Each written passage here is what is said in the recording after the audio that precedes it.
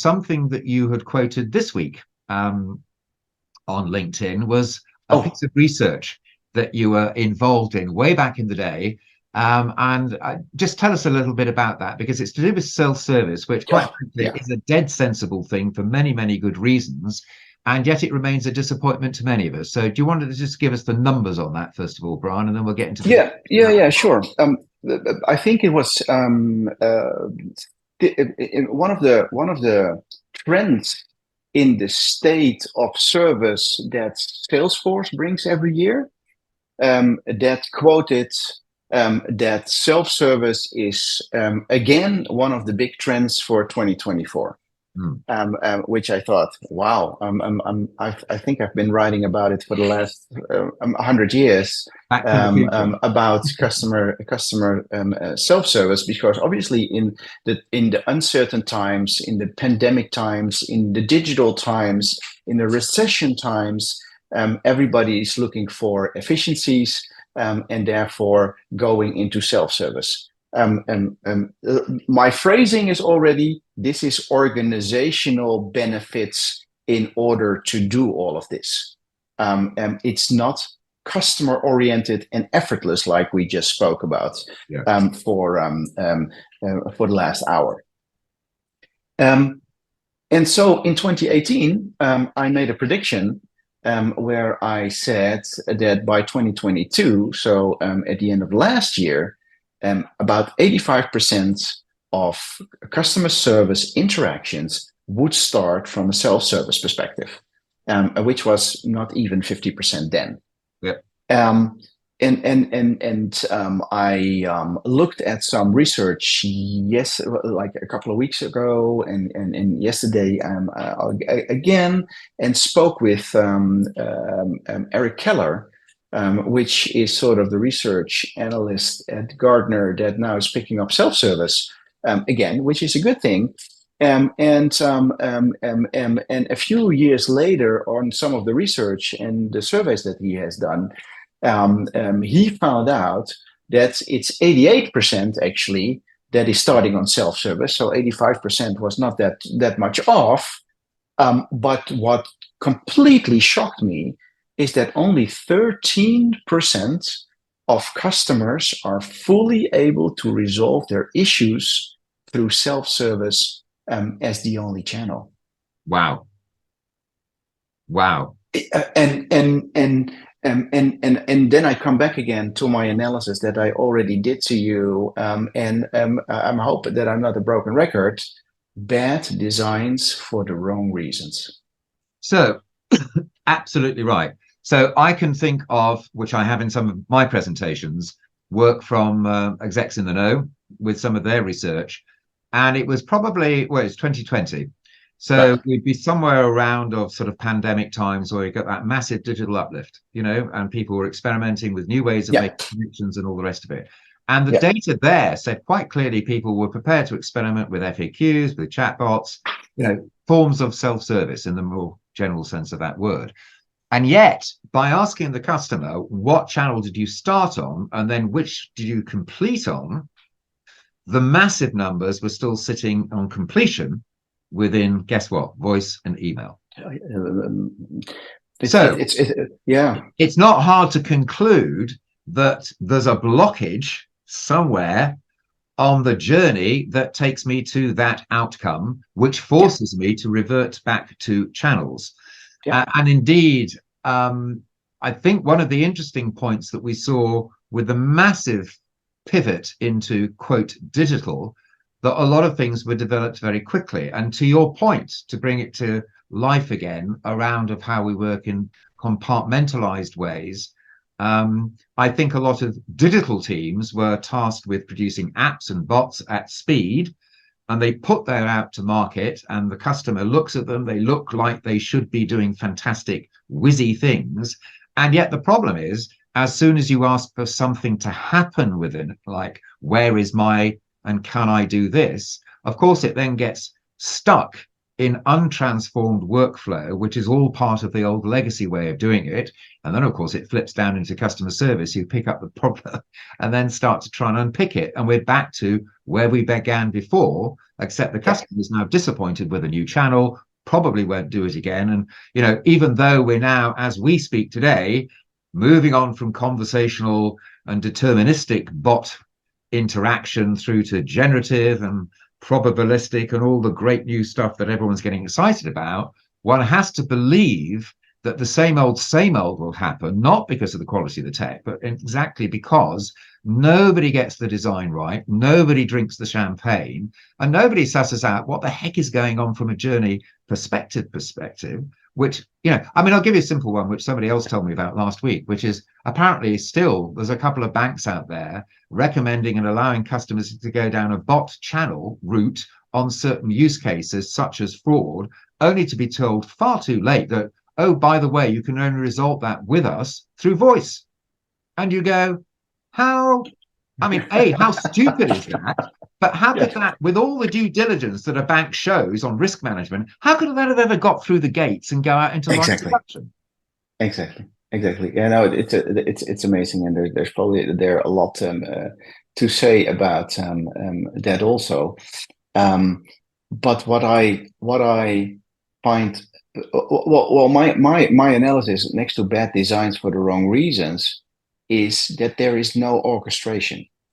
Right. One element, because we were getting more and more channels. We talked about this already years and years ago.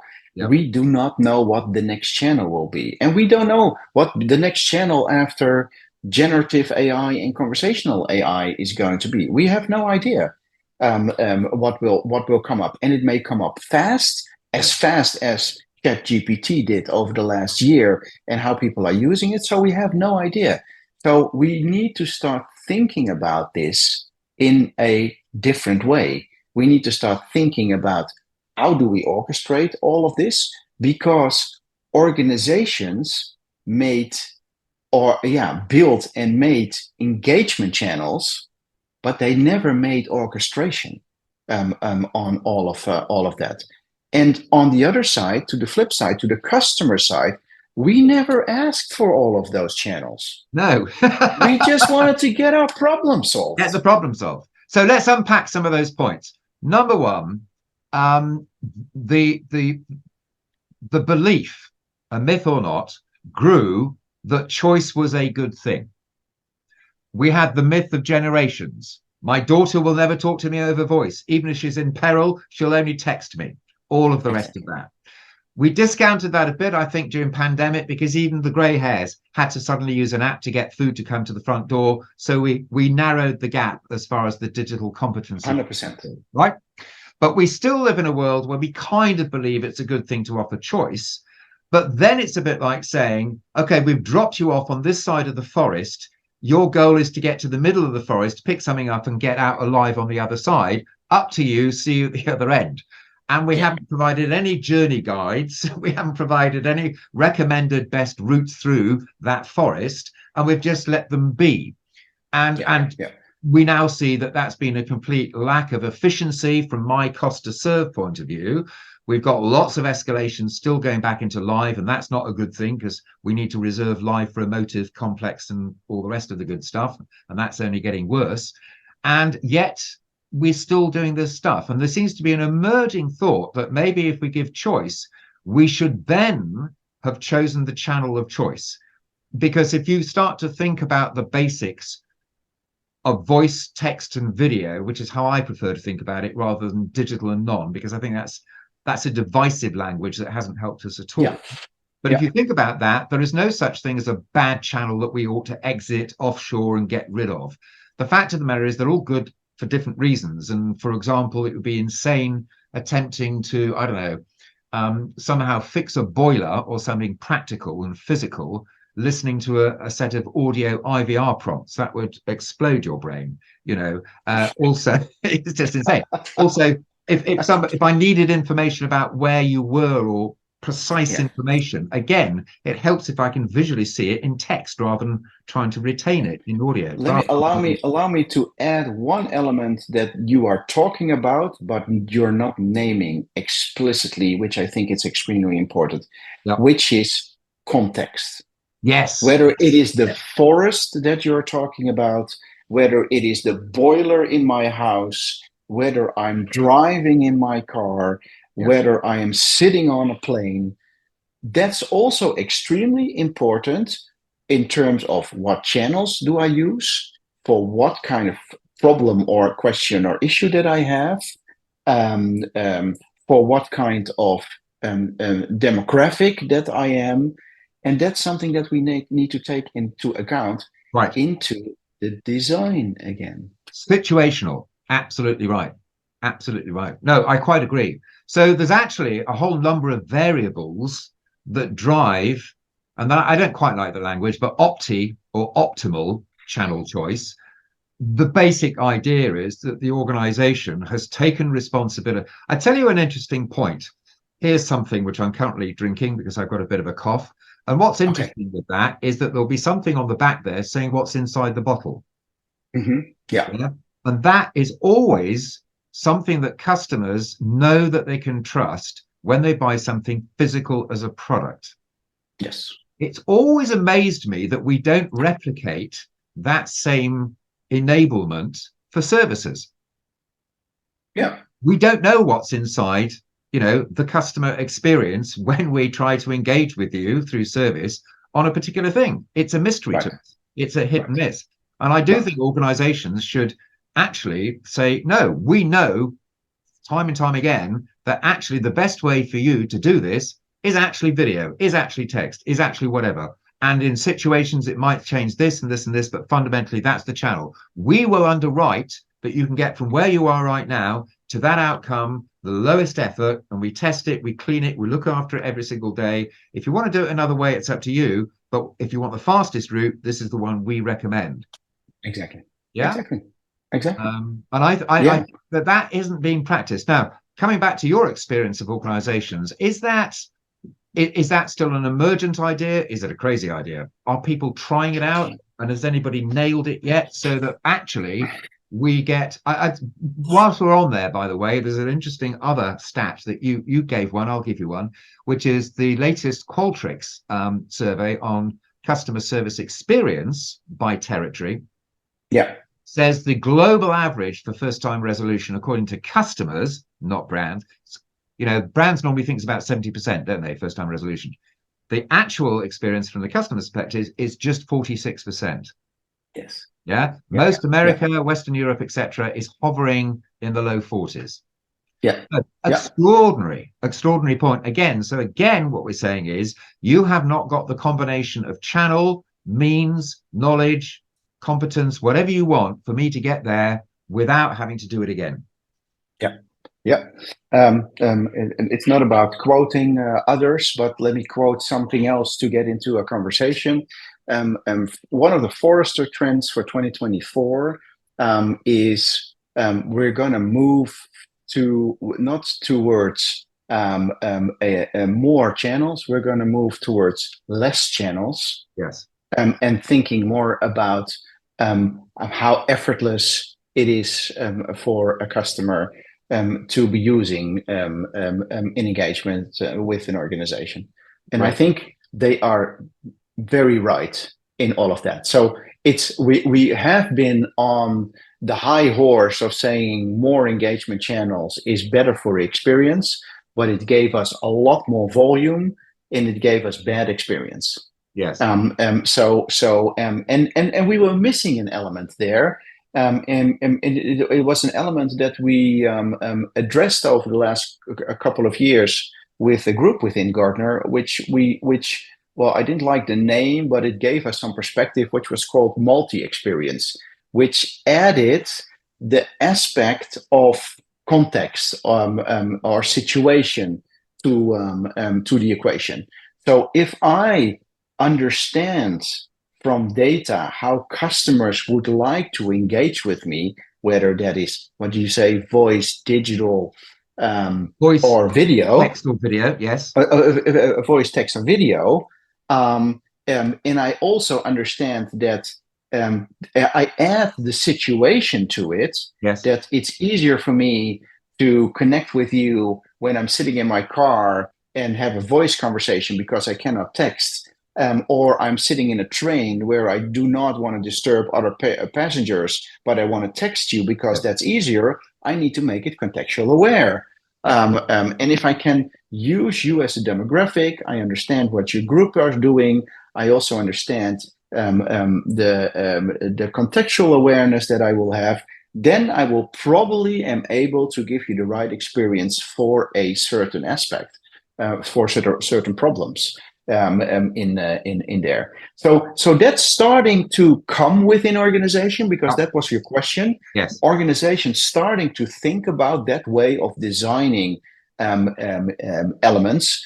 And what some of them are also doing right now, which I find quite interesting, is chatbots, to be effective and also to be effortless, it's always action reaction from the bot.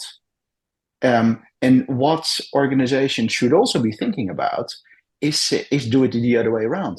If I come with a very complex question to a bot, the bot should recognize straight away. Yeah. In terms of technology, these are 5 intents. It's not I me. cannot solve it. Yeah. Ignore me. Yeah. Bring me straight away Yeah. to the expert in the second line in a contact Just a center pass and through. to solve it. But It's a yeah, pass get through. me to that expert. Yeah. So that's another way of thinking about it. So understand all of your own data of this particular customer in terms of context, demographics, type of customer, etc. But also understand the question that is coming in, and then also understand from an organizational perspective what would probably be the best person to get to resolution, because that's what it's all about. Get to resolution. So let's join a few ideas up here.